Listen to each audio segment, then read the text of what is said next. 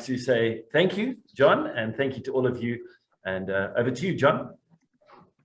Jonathan, thanks for that intro. I really appreciate it. Yeah, can you believe that we go back to 2013? I think it is 2013.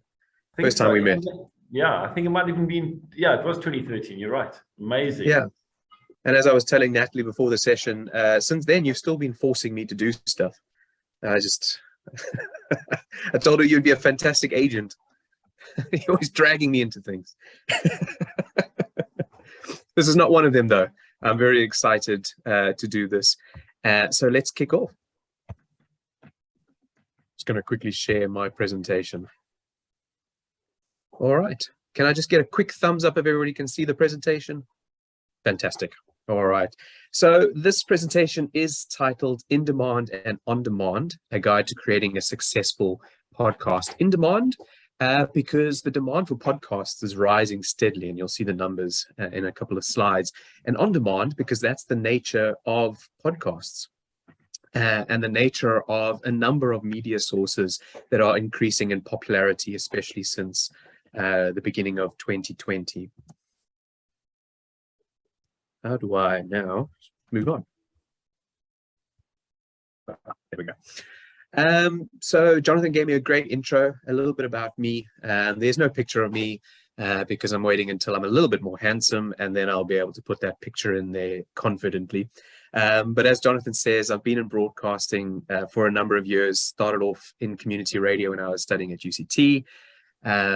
Weirdly doing a Bachelor of Science degree rather than media studies, which if I could do it all over again, I'd probably do that because that's where my passion lies. But everything worked out, thanks to God's amazing grace, and landed up in digital marketing eventually. And I've been doing that for close on a decade. Been privileged to have the opportunity to dive into almost everything about digital marketing. I've been a copywriter, I've built websites, I've done video and audio editing, I've created social media and managed social media accounts and Google ad accounts. So I've had the opportunity to do everything within the digital marketing world. I've also been the managing director of 2 agencies. But ultimately, my passion for media was always there. And at a point, I just couldn't ignore it anymore about 2 years ago. And I thought, let me marry the 2 worlds.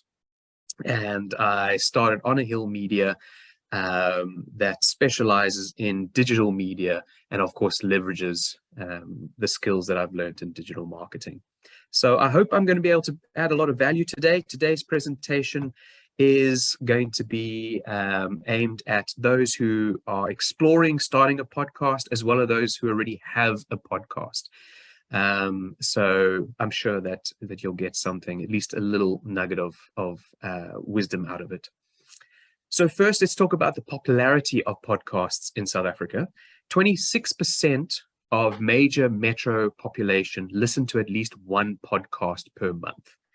All right, so that's consistently one podcast per month that they subscribe to and that listen to. 26% of major metro population, and that has seen a growth of 26% that is now projected year on year. So this study was done at the beginning of 2021, and they'd seen a growth of about 20-25% and are projecting that it'll be a further growth of 26%.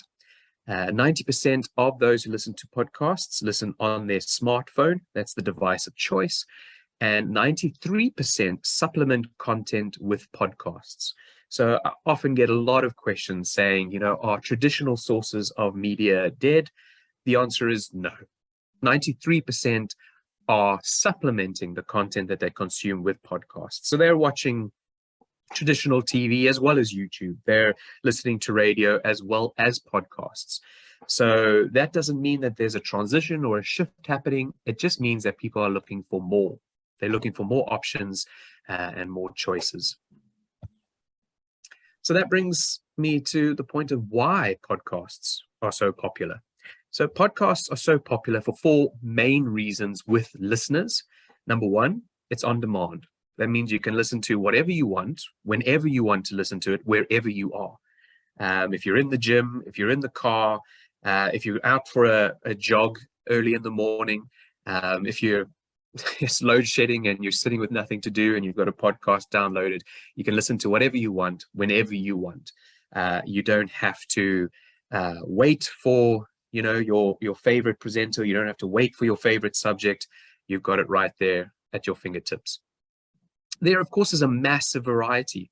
I subscribe to a podcast newsletter that I'll touch on a little bit later called Pod News, and they recently announced that there are over 7 million podcasts that are indexed across the major hosting and discovery apps. 7 million podcasts. So it's safe to assume that there are podcasts for every topic and every theme. There are incredibly niched podcasts as well. I'm talking about people reviewing movies that feature ducks wearing yellow pajamas. I don't know if that is an actual podcast, but I wouldn't be surprised if it is. So you're talking everything from business to apologetics to DIY, sports. It's across the board. If you are passionate about it, chances are there's a podcast about it. It also requires less data than video. That's a big deal in South Africa at the moment. Data is still quite expensive. And so people, if they're going to use data, they would most likely use it to browse their social media accounts, to watch and share video content. So the fact that podcasts require a lot less data makes it an attractive downloadable content source, but also an attractive streaming source as well, especially if you're on public transport or at the office, etc. And then one of the major feedbacks that people give whenever they're surveyed, and I've heard this from people that love podcasts. I myself feel this way, and my clients do as well. It's quite an intimate connection. Just like right now, I'm talking directly to you. You get that same sense from a podcast as well, because there's no distraction, there's no visuals, there's nobody, touching their nose or rubbing their eye or weird facial expressions or something going on in the background. It's just their voice, it's the audio, and it's an intimate connection to have someone speaking directly into your ears, and that's definitely something that makes people attracted to podcasts, and they feel that connection to the host. Much like radio, of course. And why are podcasts so popular with content creators? Number one, it's accessible. Anybody can start a podcast. If you've got any kind of device or equipment that can record your voice, if you've got an internet connection to be able to upload that content to a hosting provider, you can create a podcast. You don't need to be employed by any kind of media agency or broadcasting company. You can start a podcast if you want to start a podcast. It's a great platform to position yourself as a thought leader. Every single client that I have, they've started their podcast because they wanted to position themselves as a thought leader. And it's essentially a different medium for them to access a different audience. They've got social media, they've got blogs, some of them have written books, but a podcast introduces them to a brand new audience and allows them to discuss topics and exchange ideas in ways that they maybe can't in other sources of media. And like I mentioned before, it's a different audience. Podcasting has a very passionate audience, a very committed audience. If you're subscribed to a podcast, chances are you're going to listen to it every week or binge 3 or 4 episodes if you miss it. So it's a very committed audience, and it's an audience that is sometimes a bit time sensitive or time poor. So they're in their cars listening, or they're on the treadmill listening, and it's very difficult to read a book while you're driving. In fact, I think it's discouraged, to be honest. And so you're reaching a different audience. And then, of course, it's flexible. You can record whenever you want to record. You don't have to go into a studio. If you're away on a holiday and you suddenly have some inspiration, create your little setup or record on your phone. You can interview people over the internet, over platforms like Zoom. It really does provide you with freedom. So that, of course, now brings me on to creating a successful podcast. Now, obviously, there's a disclaimer right at the beginning. Everything that I'm going to share with you is best practices, but it's not a silver bullet. It's not some kind of miracle formula. As with anything that is worth anything, it requires commitment. It requires grind, sweat, blood, and tears. Some very, very few people are fortunate enough to see success within the first 12 months of creating their podcast. Majority, and we'll get to those numbers right at the end of the presentation, a majority of people, they grind away and grind away and grind away, maybe for 10 downloads, maybe for 30 downloads. And then when you reach that 100 downloads mark, you think you're on the top of the world because you've had to put in a lot of work. So of course, that is the disclaimer that I have to share right at the top of this presentation. So in order to create a successful podcast, the biggest step that you have to take, obviously, the first thing that you have to do is identify your audience, right? Naturally, if you're starting a podcast, there's a topic that you're passionate about, that you want to share, that you want to discuss.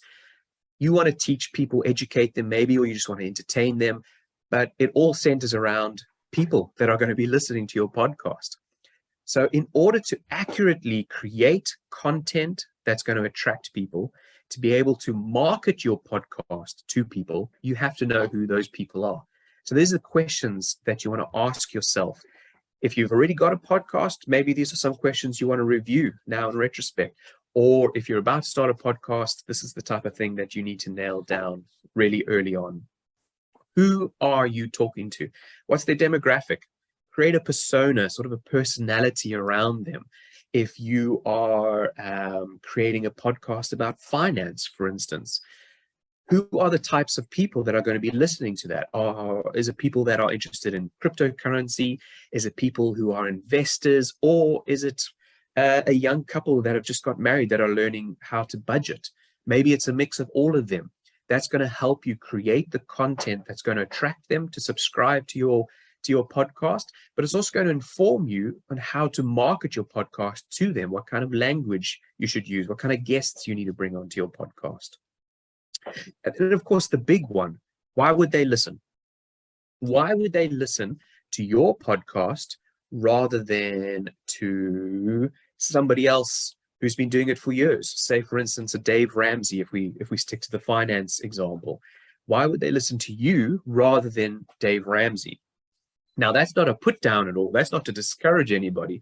That's to encourage you to explore what makes you unique, what makes your approach unique, and what makes your network unique, the people that you can have onto your podcast, the resources that you have available to you. And you can be 100% sure that you are unique. You might not be Dave Ramsey. You might not be a Francis Chan.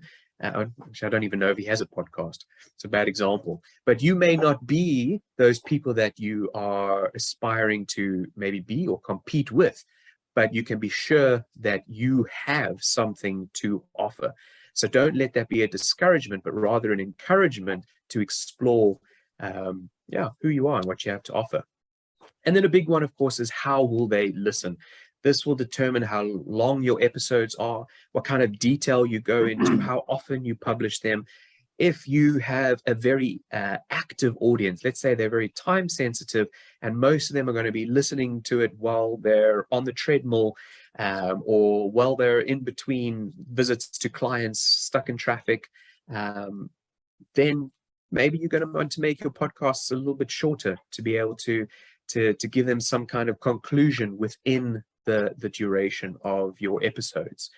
And then, of course, we have to move on to your topic or theme. Without a topic and a theme, you don't have a podcast. You've just got dead air.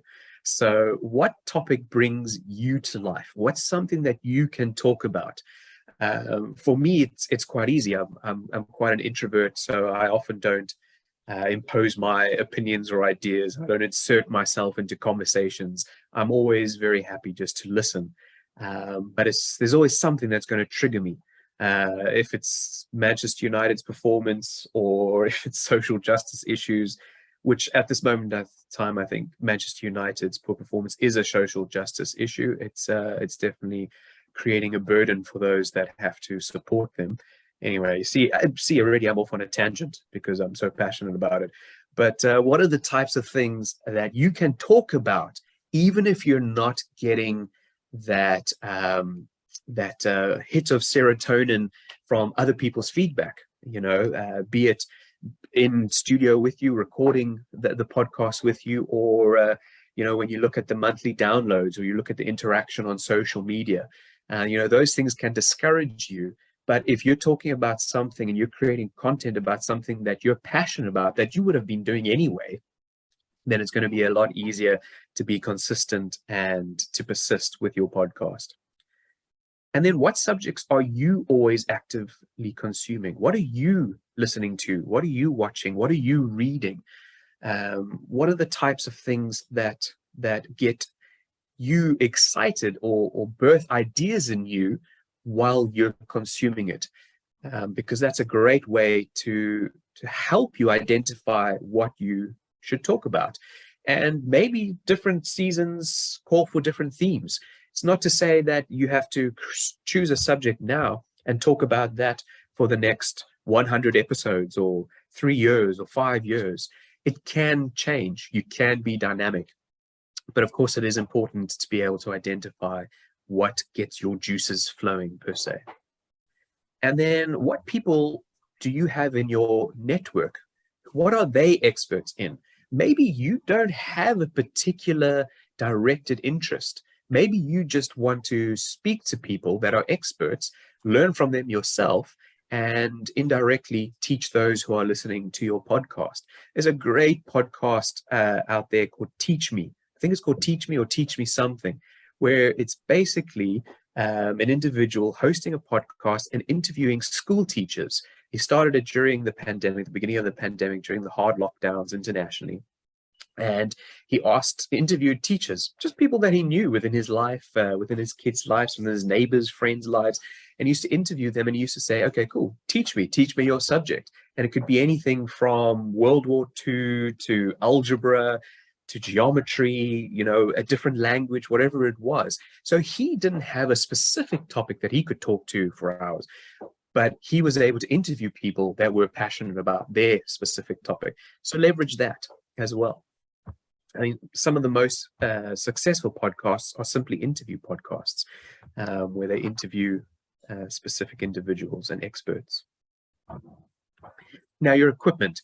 This is a big one, and this can also be quite a deterrent, quite a discouragement.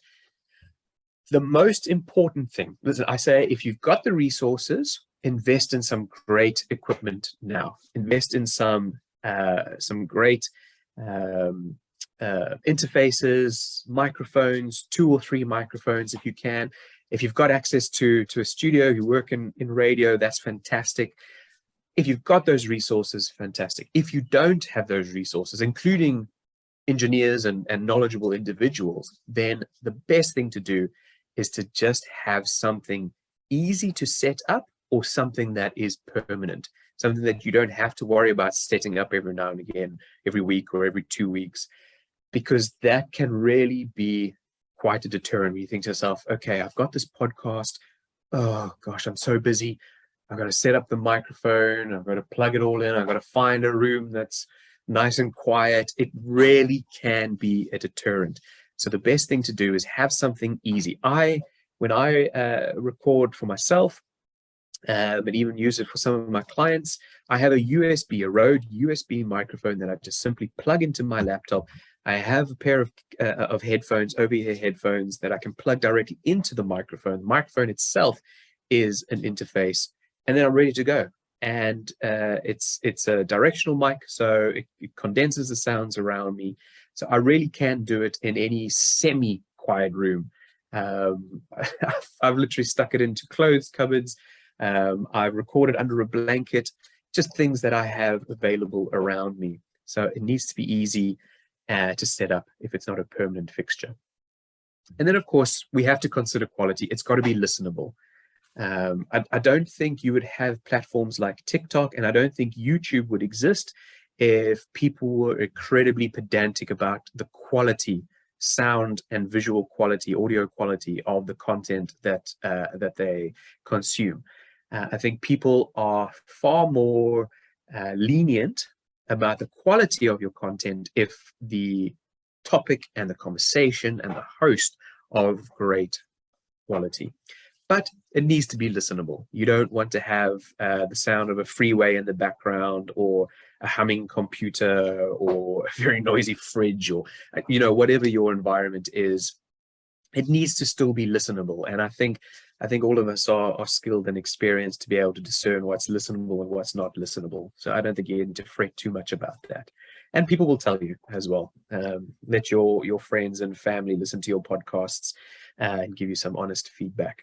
And then, of course, your setup needs to be easy to troubleshoot. Oh, that has to be one of the worst things. You've built up the self-discipline to be consistent, and then you're about to interview somebody that you've been telling everybody about, and you've got your setup set up. You've got them on Zoom, or you've got them across the table for you, and all of a sudden, I can't hear them. I don't know what's happening. Microphones aren't working. If you have the knowledge to be able to troubleshoot that, that's fantastic. So if you don't have the knowledge to troubleshoot, maybe ask a few people that are versed in audio engineering for sort of an FAQ of the frequent things that go wrong. Learn from them, YouTube it, Google it. Make sure that you're able to troubleshoot your equipment. No matter how easy it is to set up, chances are there'll always be some bug or not, especially if you're dealing with online platforms like Zoom, for instance. So just a short breakdown of the critical equipment and tools that you will need when starting out your podcast. Obviously, you need a microphone. I think that's a given. To the right of that microphone, that red box, that's an audio interface. That is a specific type, one that I use. That's a Focusrite, Scarlett Focusrite with 2 inputs to be able to have a host and a guest as well, or a co-host. But like I say, I've also got a microphone that itself is an interface. So if I am interviewing somebody, or a client is interviewing somebody online, then they just really need the one microphone. So again, you can really simplify it. Earphones. I've noticed a lot of people don't think they need to podcast with headphones on, because I'm just having a conversation. No, you need to have headphones on, because if you don't pick up any errors or sound anomalies during the interview or during the podcast, let's say you record for 45 minutes to an hour, you're only going to pick it up when you start editing it, and then it's too late. There's only so much that an editing tool can do. So it's so important to record with headphones on. And then in a comfortable, quiet space to be able to set yourself up is obviously very important as well. And something that you have access to consistently. You don't want to have to book a boardroom or book a co-working space. I used to do these weird little segments for lack of a better word, with Jonathan on the breakfast show for a bit.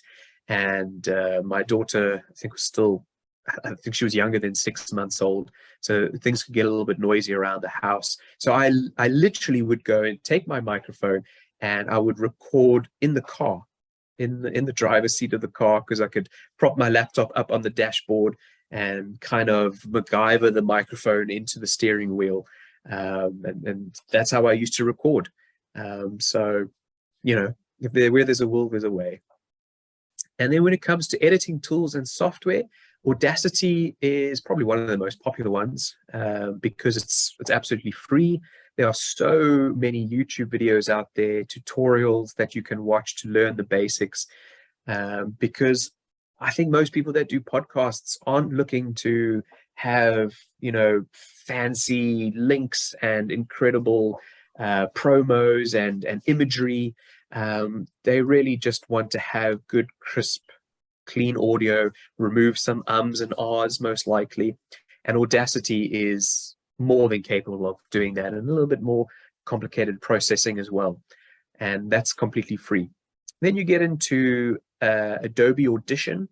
That's the tool that I think a lot of professional engineers would use. It's a little bit more complicated than Audacity, but that's not the main deterrent. The main deterrent is it's expensive. The Adobe suite is very expensive. And if you're starting off your podcast as a hobby and you want to spend as little money as possible, Adobe Audition is not the resource for you. It is expensive. It's not super complicated. So if you've got the money, that subscription, or you've already got the Adobe suite because you're a graphic designer or whatever the case would be, it's not very complicated, but it is very expensive. And then Descript is a very basic tool. It does have a subscription attached to it. It's an online tool though, but it's got a number of different functionalities. You can do basic video editing, audio editing, and transcription of your podcast, your video as well. So that's a great sort of 3-in-1 tool, because all three of those aspects sort of live together when it comes to podcasts: video, audio, and transcription. And then you need to be able to publish your podcast somewhere, somewhere where you can host every single episode. And the top 4 are Buzzsprout. That's the one I commonly use for my clients because it creates a free little podcast website for you. It's got different subscription tiers. The free one does archive your podcast after a certain while, so people won't be able to, if they just discover your podcast, they won't be able to go back and listen to previous ones. They'll only be able to listen to either the most recent one or the 3 most recent ones, whatever the case is. But it'll still create a website for you. It's also got some sort of advanced automatic processing that it does on your audio as well. And then its major competitions are Libsyn, Anchor, and Podbean. Podbean and Anchor are typically the ones that most beginners go to. Those who are sort of exploring it as a hobby, they'll go to Anchor or Podbean, mostly because it's the easiest and most streamlined. Podbean is the cheapest. But if you're going to take this seriously and you kind of want to hold yourself accountable, I would suggest Buzzsprout. So all of those are online platforms. You just easily Google them and check out the pricing, check out the features that they have. But ultimately, you just want to be able to sign up for a package that allows you to publish as many podcasts as you want to. It'll often say, all right, this package allows you to upload 3 hours or 6 hours a month of audio. If you're only producing a podcast that's 30 minutes every 2 weeks, then you only need 60 hours. You don't need to go for the package that gives you 200 hours. So it's quite flexible. Now, of course, the big one, your content. You're now at a place where you're going to be producing your podcast. You know who you're talking to. You know what you're talking about. You've sorted yourself out for equipment as advanced or as simple as you need or are comfortable with. Now we talk about your actual podcast. What the format of your episode is, how long your episode is, how often you release an episode. And quite frankly, there is no right or wrong answer. There are episodes, podcast episodes out there that are 3 minutes long. There are podcasts that are 3 hours long. Legitimately, there are podcasts out there that are 3 hours and 3 minutes. And both of those podcasts are incredibly popular. People subscribe to them and listen to them, and they get hundreds of thousands of downloads. Then you've got how often you produce your podcast. Some people produce it daily. Some people produce weekly, every 2 weeks, once a month, once a quarter. Again, there's no right answer to that. It's sort of how you supplement that and how you package that that makes the difference. And we'll talk about that a little bit later. I've also got some numbers to give you a sort of a brief understanding of what the trends are regarding these 3 points. And then your episode format. Is it going to be you interviewing somebody? Is it going to be just you doing a solo podcast discussing something that's a current topic or something that you're passionate about? Is it going to be educational? I have a client that doesn't interview anybody. He basically just prepares a presentation, essentially something that he would deliver at a workshop, and he talks through it, and it takes 10 minutes to produce it, and it's aimed at entrepreneurs and small business owners, how to scale up, and it does well, and he's done well through it. And it's just him. He doesn't interview anybody. So again, there's no right or wrongful format. Most of the podcasts you listen to may be interview format. That doesn't mean that's the only way to do it. I've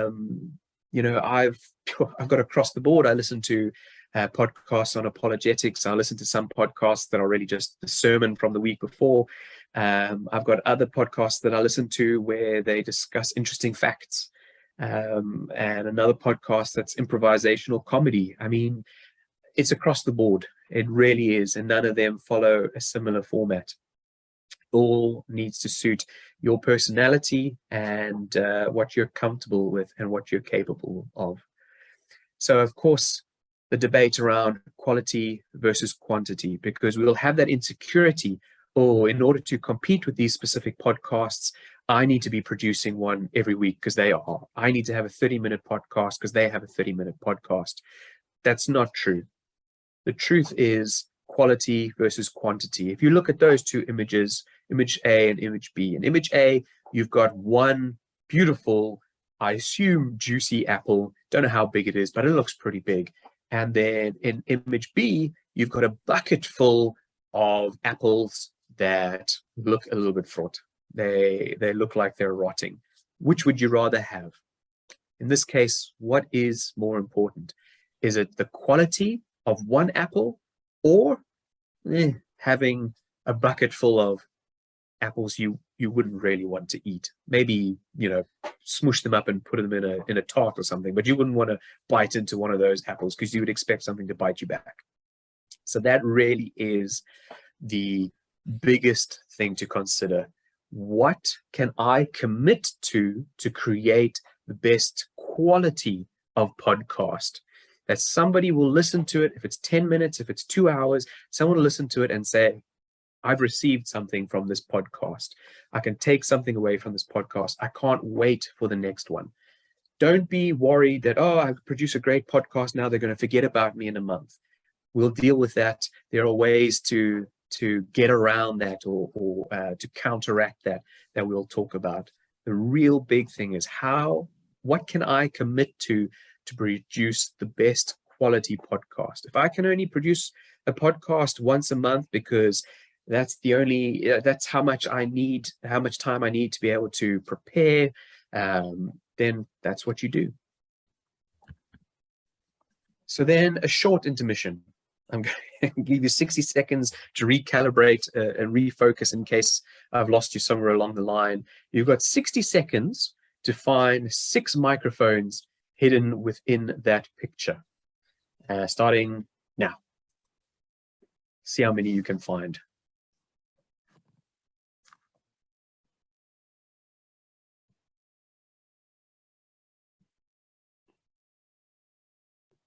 I found them all.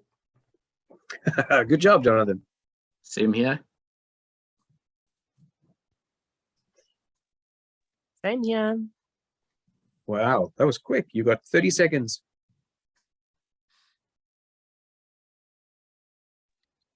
I just know where to look. Should create a podcast about finding hidden microphones in bizarre pictures. 10 seconds.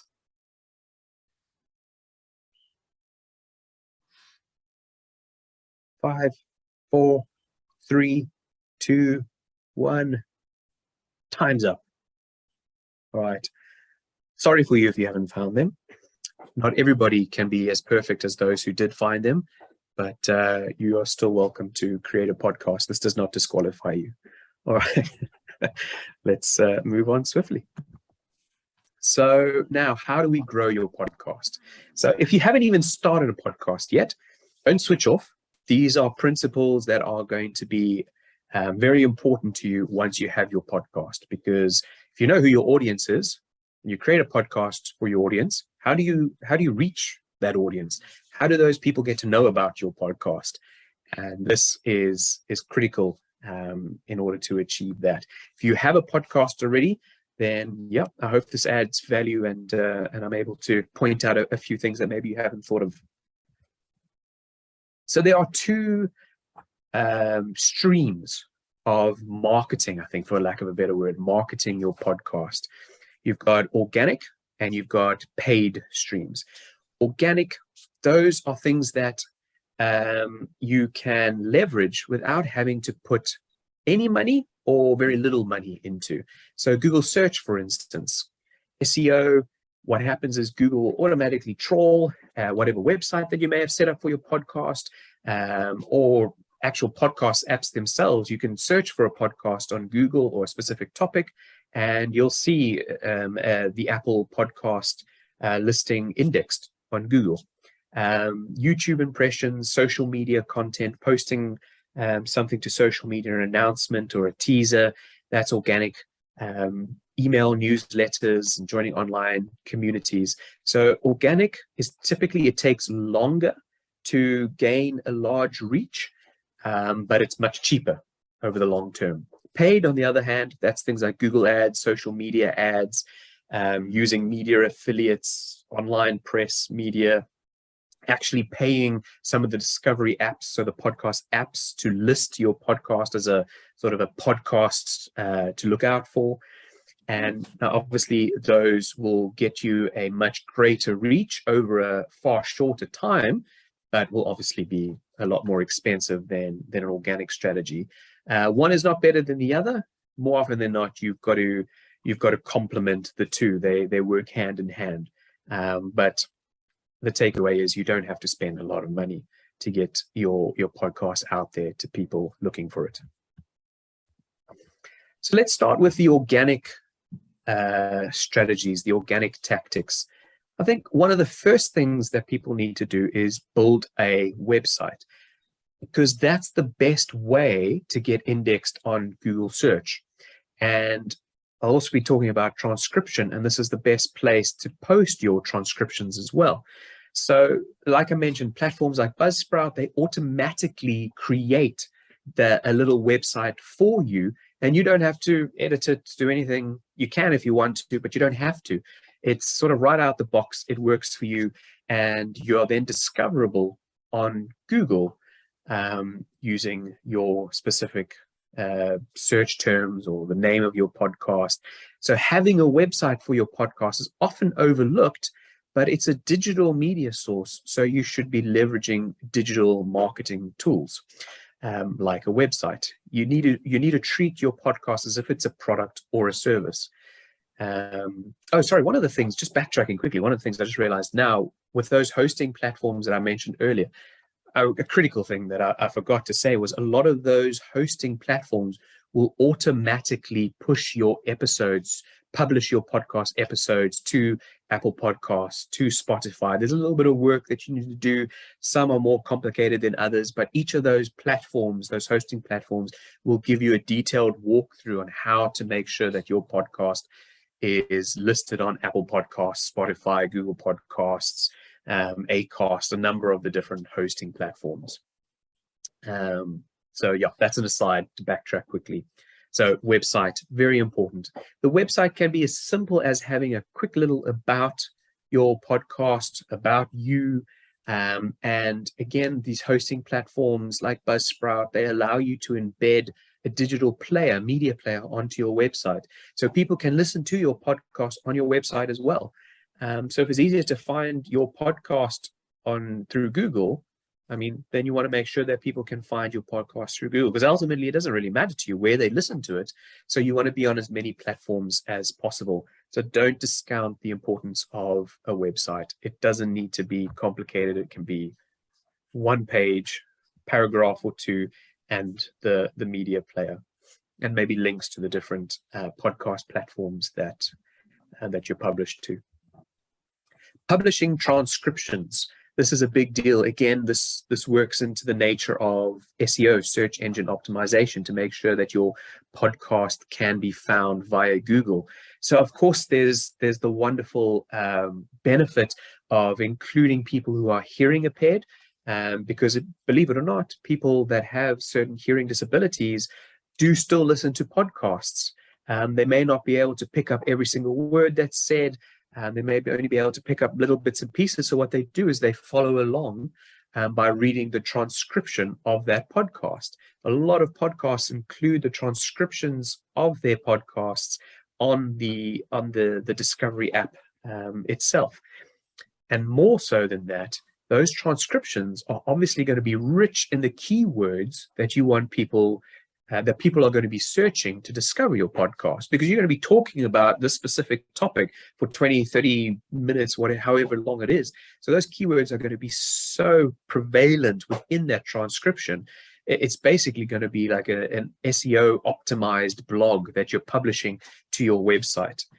So it really is a win-win situation. There are tools out there like Otter, Audex, Trint, Temi, Descript, again, Sonics, that use AI software to transcribe your podcast. They're not 100% correct. There will be a few errors when it comes to, accents and pronunciations. So it's always good to have a read through, but it's never going to be a deal breaker. If you do have a little bit more financial resource, there are platforms like rev.com, rev.com, and there's actual human beings that are transcribing your podcast for you. So publish those transcriptions, very important. Video podcast.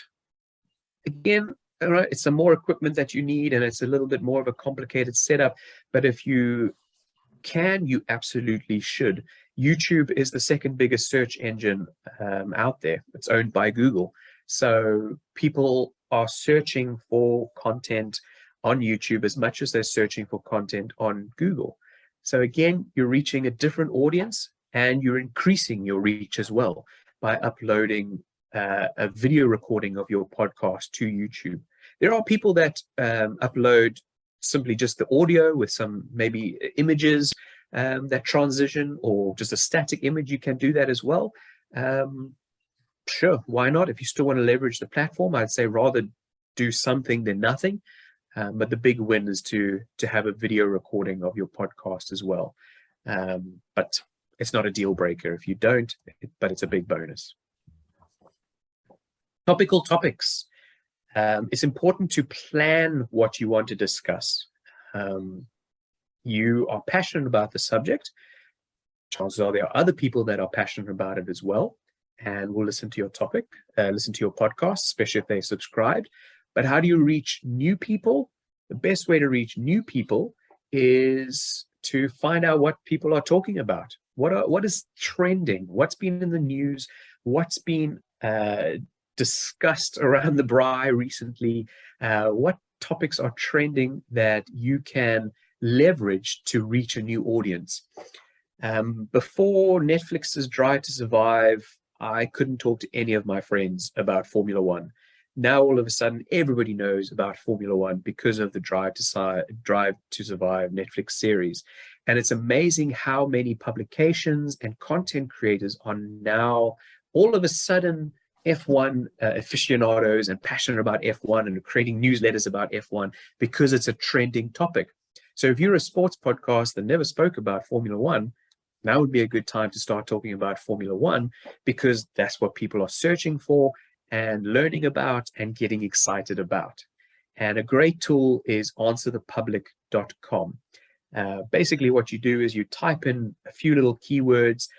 So let's say, for instance, your podcast is a DIY podcast, and you want to know if there's any particular interest in how to install shelves for your tools in the garage. You would type in that keyword, and then it would give you a breakdown of how many people are searching for that. So typically how many impressions that gets. But then it'll also give you other examples using the keywords that you've used. So instead of how should I install shelves, there might be where should I install shelves. That's a bit of a trivial example, but that's what the tool does. It has a free version that gives you some decent information.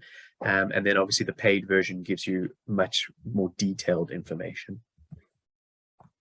Social media accounts. This is one of the things, again, that a lot of podcasts forget about, that you can't, especially if you consider your podcast the way you should, like a business, a service, a product. you need to have social media accounts. There's never really a debate, in my experience of digital marketing. We've never had to say to a client, hey, listen, you need to start a social media account. More often than not, they've created their own. They just don't have the time to manage those accounts. There's never a debate around creating those accounts and posting to them. And the same should go with a podcast as well. In order to create a community around your podcast, social media is the best way to do it. You don't have to be on LinkedIn, Facebook, Twitter, and Instagram. You can pick one that you believe your target audience maybe frequents the most. If you've got a younger audience, you're looking at Instagram, Twitter, or TikTok. If you've got an older audience, Facebook is most likely the place to go, as well as Instagram. But it's a great place to be able to continue a conversation that maybe you started in your podcast. Offer your followers the opportunity to ask you questions that you then answer in your podcast a week or two later. It's a great place for you to advertise any upcoming podcasts that you have. And it's also a great way to connect with maybe potential guests that you want to have on your podcast as well. Yeah, it's a place for you to publish your transcriptions. There are so many benefits to social media. And again, you don't have to post something every single day. You can have one post a week, 2 posts a week. Just keep it ticking over. If all you post on there is sort of little snippets or teasers and look aheads to what's coming up next, then do that. Really do that. Build a mailing list. Within the digital environment, email is still the #1 converting digital medium because it's direct and it's personal. It's personalized. Now, unlike most marketing strategies, this is not spam. You're not trying to sell anything to anybody, because if they've subscribed to your mailing list, that means that they want to engage with you. They want to find out more about what you're doing, what's coming up. They want to stay informed. So when they receive that email in their inbox, they're not going to be offended by it. They want to receive that information because they want to be connected to you. So again, reversing back to that insecurity that we have that, if we only produce a podcast once a month, people are going to forget about us. No, not if you're using these channels efficiently. If you only have one podcast a month, then send an email out just before the next podcast is going to arrive. Send 2 emails out saying in 2 weeks we've got a podcast. And then the next email say, this is the guest, and expound a little bit about what's going to be happening on that podcast to get people excited. Send an email saying, if you missed this month's podcast, this is where you can find them. Link to your website, link to the different platforms. It's a great way to continue to build that community to have that communication and that connection to really help you overcome that insecurity of, am I doing this often enough? Are my podcasts long enough? Again, it's a great way to be able to survey people and get feedback from people that are invested in the content that you're putting out there. And then, of course, leverage your guest. Let's say you get somebody onto your podcast that is a podcaster themselves, or they're an influencer or a thought leader in their own right, and they've got a great following on social media. They themselves have an email list that's nicely built up. Ask them and say, hey, listen, would you be willing to share this episode with your network, your social media followers? Just to say, hey, listen, this is something that I've been on, take a listen. It's, again, a great way to increase your reach and to expand your audience as well. Get people with different interests engaged in the content that you're producing as well. And then join online communities or create your own online communities. I've seen a lot of success in this, especially with small businesses within the finance world as well. But I mean, there's a genre and a niche for everybody out there. So go and join a group of people that that discuss apologetics, for instance. You can have an apologists Facebook group. Join them, and then there's a specific topic or discussion, and say, we just talked about this on my podcast. Yeah, have a listen. I answered a few of the questions that are being discussed in this group.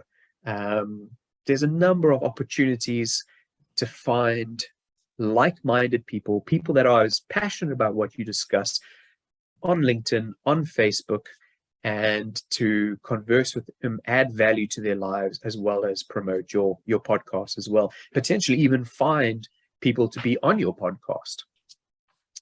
So again, that's a great way to network. All right, we're going to move on to the paid tactics now. So we're heading to the end. If anybody wants to have a quick inhale and stretch, you're welcome to do that. You've got 10 seconds.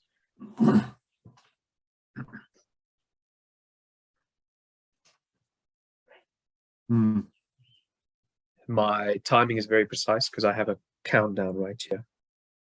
And your time is up now. Stop stretching, stop talking, thinking about anything else. All eyes back on the presentation. All right, so a few paid strategies that you can leverage. Google search, Google ads. So how the organic strategy works is that through optimizing the content that you post online, Google will crawl those pages and it'll identify what your content is about and match it to keywords that people are searching.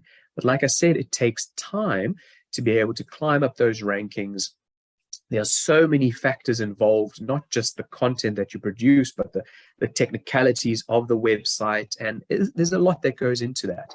Where with Google search paid ads, you pay Google to present your ad, your search result, right at the top of Google ads. So when you search for something on Google, typically the first 3 and the last 3 entries on the first page are ads.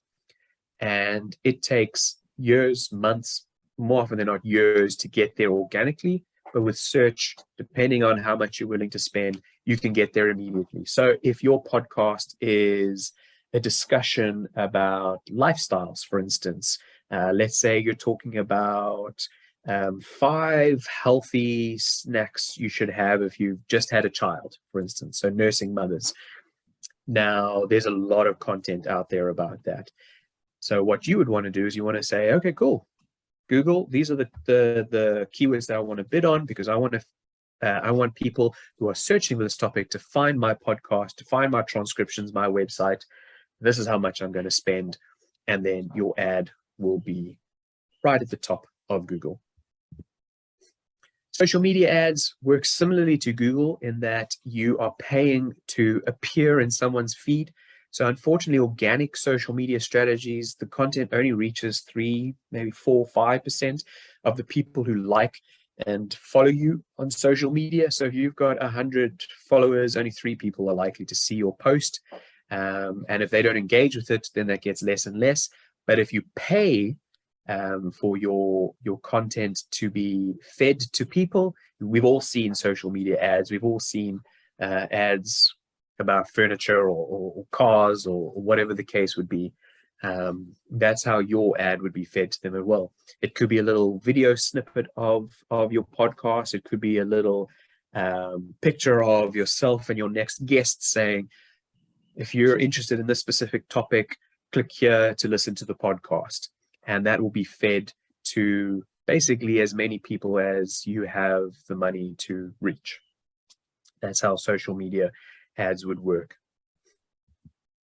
I do have a short ebook that goes into much more detail about each of these tactics, especially the growth tactics, on my website.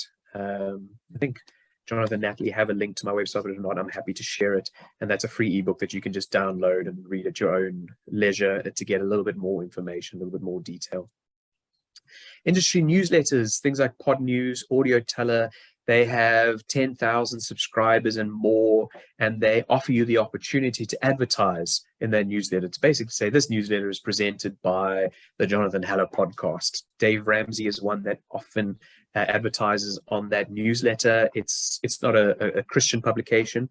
It's across the board. It's very broad topics, and it offers you the opportunity to pay a little bit of money to have your podcast featured. But even if you don't want to advertise, I would recommend you subscribe to those newsletters, because there's some great industry news, trending news. You'd get a lot of information out of that as an aspiring podcaster. Media affiliates, here we're basically talking about reaching out to online publications or media sources that are relevant to your podcast and saying, hey, this is the information that I talk about. Would you be willing to have me on as a guest, or would you be willing to talk about this specific topic and push my podcast? That can be really expensive because that's their main source of income. So they do charge quite a lot of money for that. That would never be my first go-to. Social media ads, Google search, that would always be my first. And then lastly, out of the paid tactics, podcast apps. So apps like Spotify, well, actually not Spotify, Apple, they have an algorithm that pushes sort of newest and trending and most popular podcasts. It's a very complicated algorithm that they don't disclose. Nobody really knows how it works. So often what aspiring podcasters do is they leverage the ad platforms that those apps have. So Spotify allows you to dynamically insert ads about your podcast into other podcasts. And then apps like Overcast, Pocket Casts, Podcast Addict, again, platforms like Spotify and Apple, they work similarly. They will offer you an opportunity to pay to have maybe a little banner at the top of the discovery feed that says, hey, click here to listen to this specific podcast. So there's an opportunity again to sort of buy a greater reach for your specific podcast. And then lastly, some numbers to help create perspective and expectation. These are provided by Buzzsprout. So Buzzsprout has hundreds of thousands of podcasters that use it. So this is information from those podcasters. This is not a universal number, but based on the sample that they have to work with, hundreds of thousands of podcasts, millions of episodes that have been published, is a very accurate representation of what the podcast landscape looks like at the moment. So what is a successful podcast? That's the question that you need to answer for yourself. So only 1% of podcasts, 1% of 7 million podcasts receive more than 1,000 downloads within the first 7 days. 1% of 7 million podcasts. 5% receive 910. Only 10% receive over 100. And then you get down to the top quarter and the top 50% of podcasts.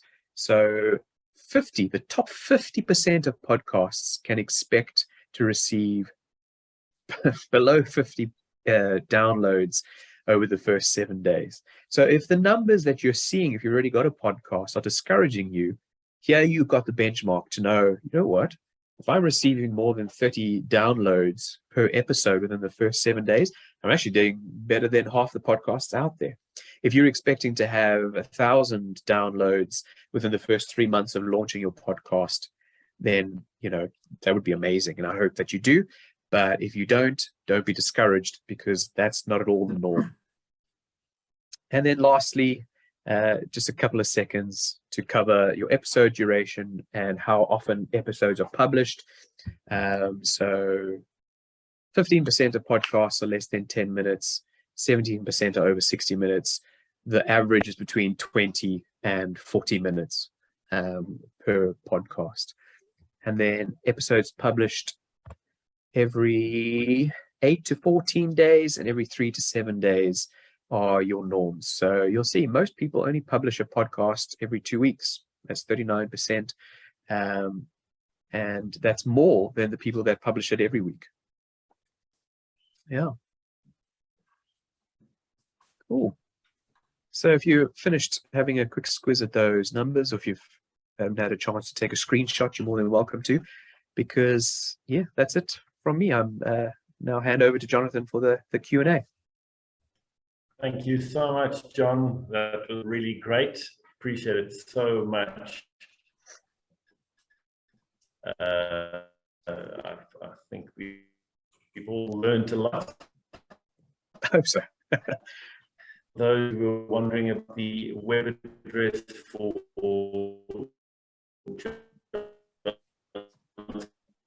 Sorry, Jonathan, you're breaking up quite a lot there. company. Natalie was kind of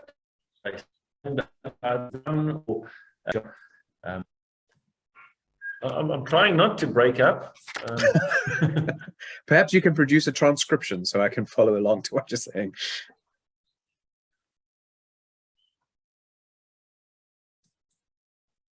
No, you've gone completely. We'll miss you.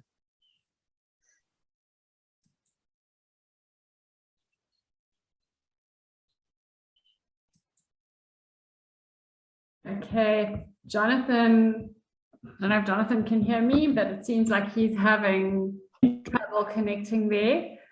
But I will put this one question to you, John, from Eugene Rains. He says, do you have any stats or info of teenage usage of podcasts? So the survey that was conducted in 2021 that I touched on at the beginning of the presentation surveyed people from the age of 15 and upwards. So there are teenagers listening to podcasts. That number is growing. What the exact number is, I don't know, but I can confidently say that the majority of listeners are 25 and up. Social media, YouTube, TikTok, those still remain the popular mediums for teenagers. So if you are wanting to target them via podcast, I would say leverage YouTube and TikTok in order to get your content to them as well. Little short video clips, yeah, definitely, or sound bites.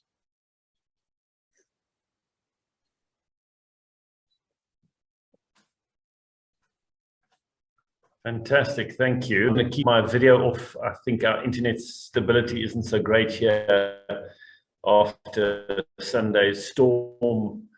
We had some hectic wind and what. So I hope you can hear me. Better than previously, yeah. Still breaking up a bit. Okay. Sorry about this, ladies and gentlemen. So Roseanne, you're asking a great question. How many people do you need on a team to produce podcasts professionally for clients? So I didn't quite hear it, but I think I got the gist. How many people do you need on your team to produce a professional podcast?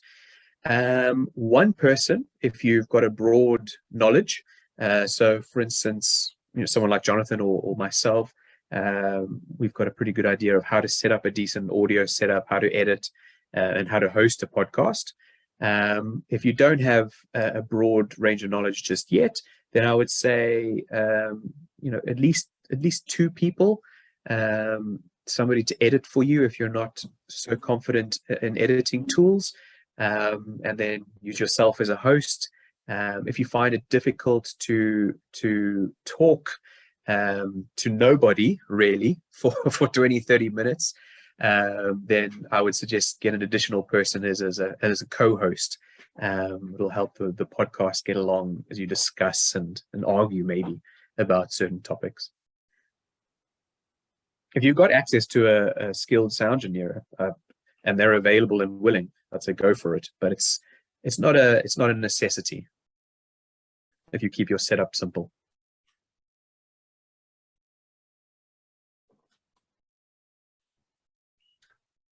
And then there's a follow-up question, John. Maybe you can just read it in the chat from Roseanne.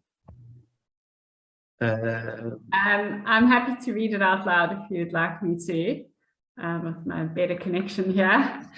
How much for an average 30 to 40-minute podcast would you charge a client per episode? And do you do contracts with a set number of podcasts as a package deal, or do you charge per episode? So yeah, there are package deals for a set amount of podcasts. So typically a season, however many podcasts that client is willing to commit to. If it's 8 episodes, 12 episodes, there would be a discounted amount for that. But I mean, I do have some clients that that would rather charge per episode because they're not sure how many they can commit to. Yeah, and you're more than welcome to send me an email to discuss those rates. Fantastic. I think hopefully it's a bit better now. I've put in a hard wire into my laptop. So hopefully the sound will be a bit better.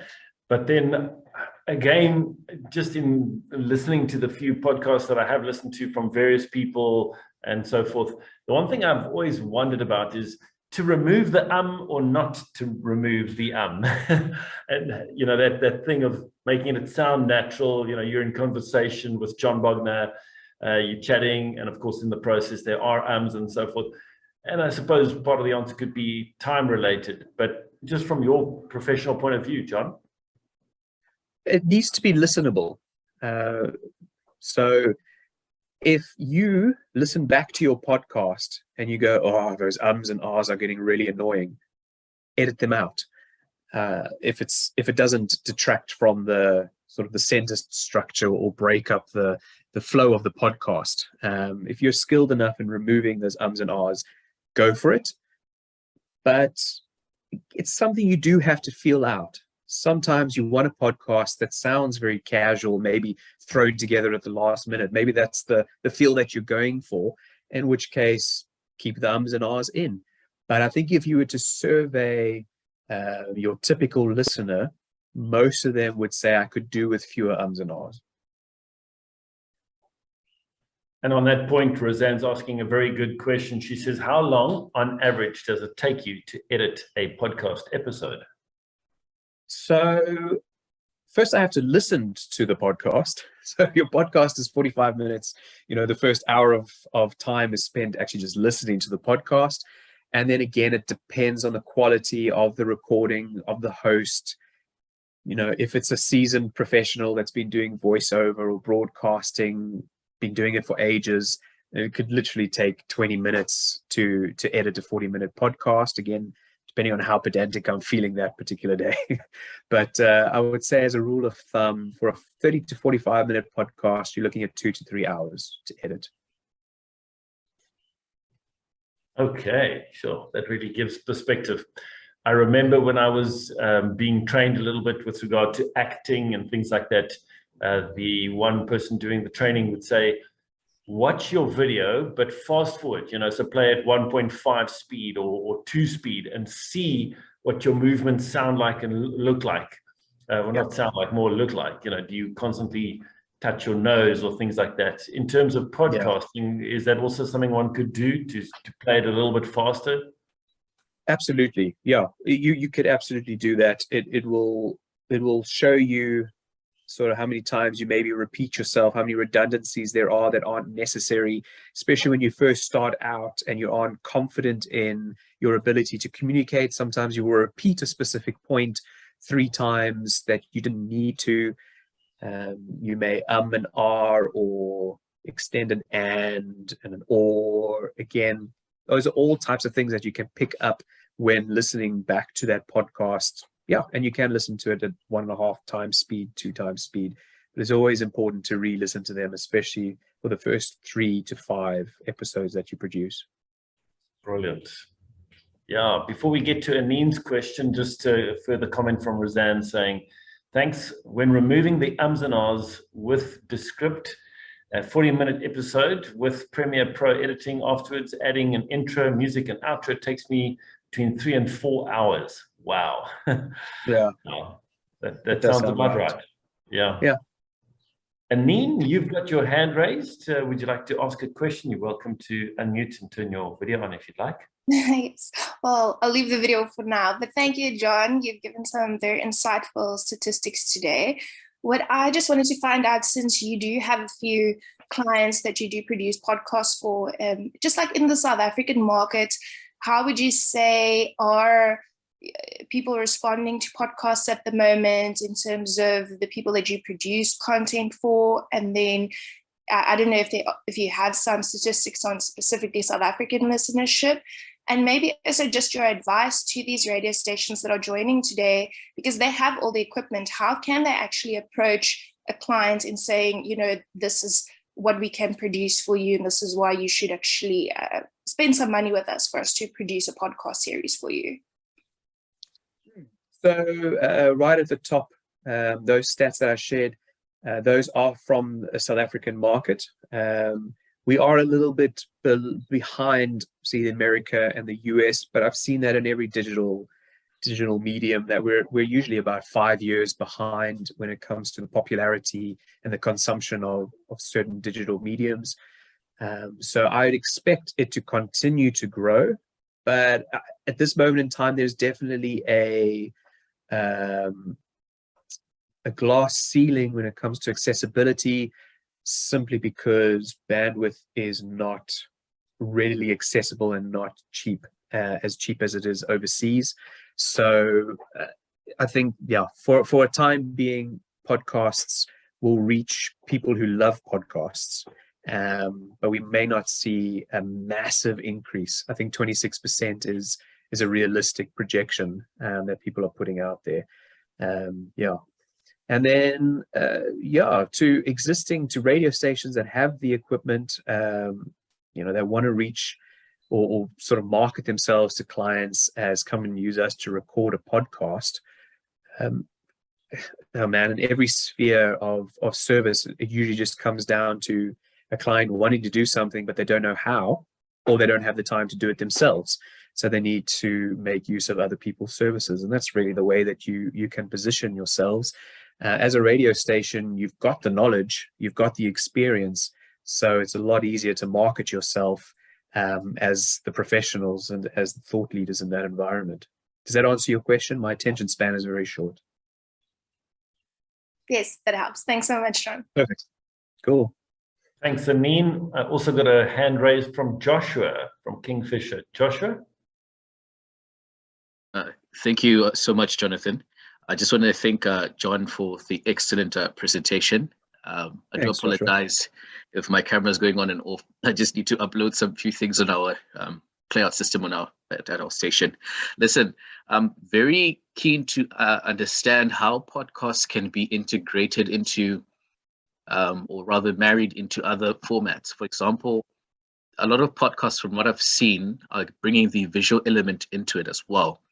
So would the visual element sometimes be a detriment to that? Because then would you now build your product on it being visually stimulating and then losing the auditory kind of scenario? Or would it be a good idea to separate the two?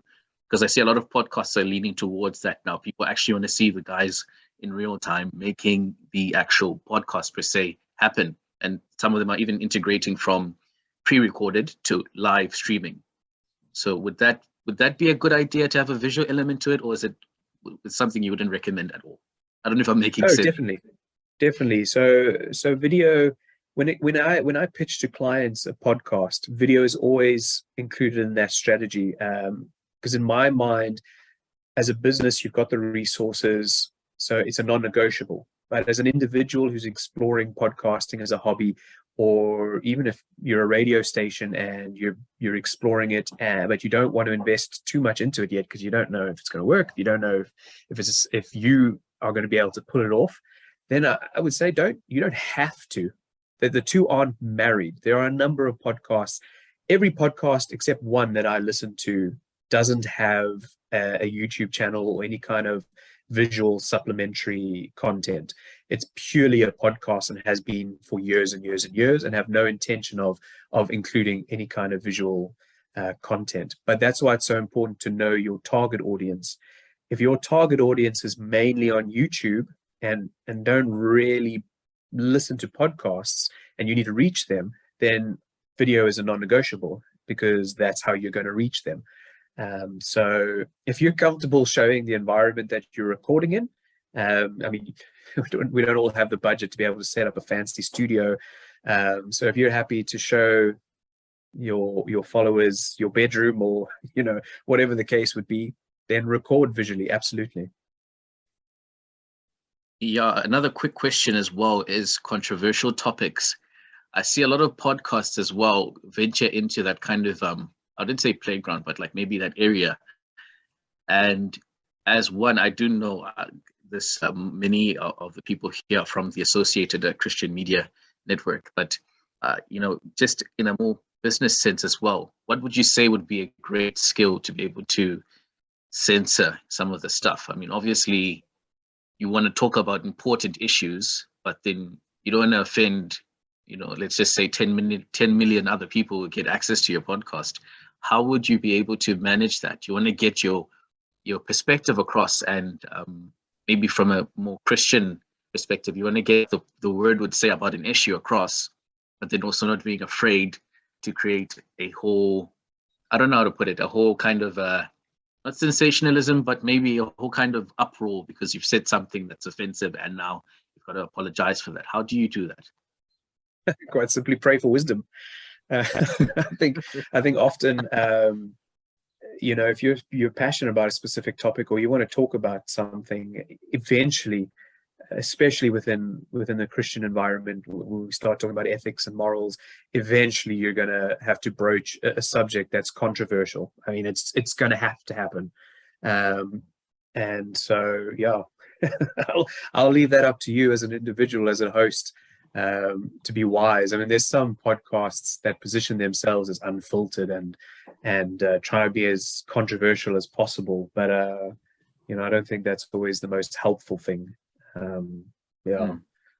All right. No, I don't have the best advice there, but you can't run away from controversial topics, but also you don't want to be controversial for the sake of it.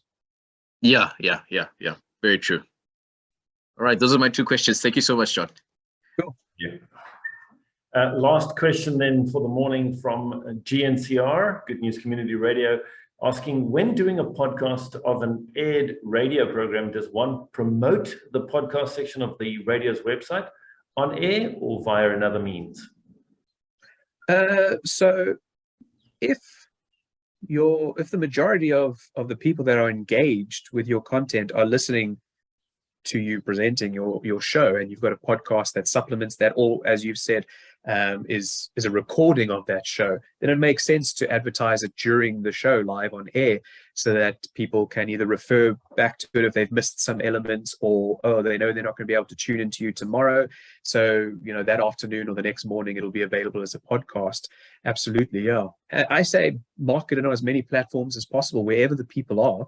Talk about what you want to talk about. So if you've got great engagement on social media, then post it to social media. Again, it also comes down to your station's communication strategy. What are you allowed to do?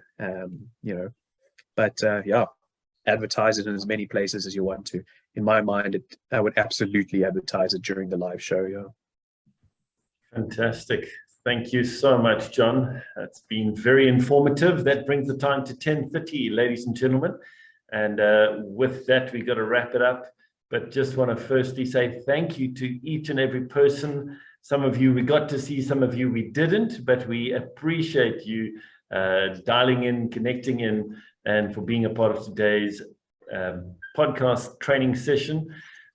We really hope and pray that you will be blessed and that this will actually spark some good Christian podcasts for various target audiences and groups and so forth. And remember, because you've been a part of this training session, the recording will be made available to you shortly. So that's also something just so you can go and reflect back on it. Maybe there's a part that you were a little bit distracted or whatever else, and you can listen again. But John, thank you. Thank you so much. I really believe it was very helpful. You covered many, many aspects and really gave us a good insight into the realities and the possibilities. So thank you so much for that, John. You're welcome. Thank you for the invite. Great pleasure. All right, ladies and gentlemen. So that concludes today's training, the series that we've had over the last 4 weeks. And we thank each and every one of you. Please remember to tell your colleagues what you've learned, and let's help to share this information further as well. Thank you very much, ladies and gentlemen. God bless and stay safe.